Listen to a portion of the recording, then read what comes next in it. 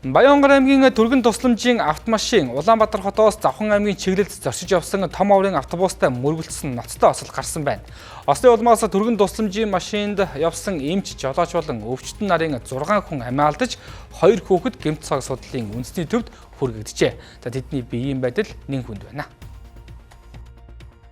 Өчигдөр буюу 2025 оны 3 дугаар сарын 11-ний өдрийн 19 цагийн орчимд бол Төв аймгийн өндөр ширээ сумын хотод төвсөд байрлах автосам дээр бол ноцтой 2 машин мөргөлдөж ноцтой осол бол гарсан юм тохиолдол бүрдэгдсэн.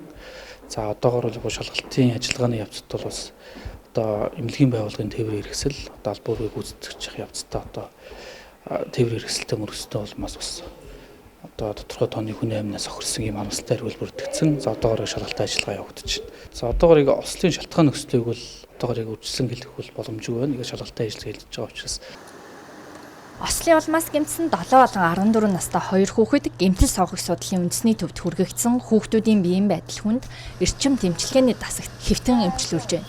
Дээрх 2 хүүхдийн хувьд өмнө нь гэмтэл согох судлалын үндэсний төвд эмчилүүлэхээр Баян-Хонгор аймгаас ирж байсан гэх Алтан бус их сурвалжийн мэдээлэл байна. 7 настай хүүхдийн хувьд бол гэмтлийн зэргийг авч үзэх юм бол баруун нүдний ухраан дээд хана баруун хоншоор ясны хуралтай гэсэн онцтой байгаа.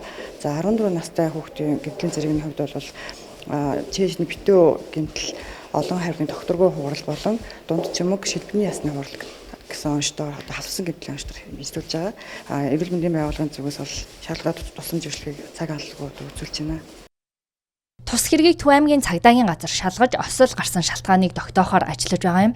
Түргэний машинд эмч жолоочоос гадна 8 хүн зорчиж явсан гэх мэдээлэл байна.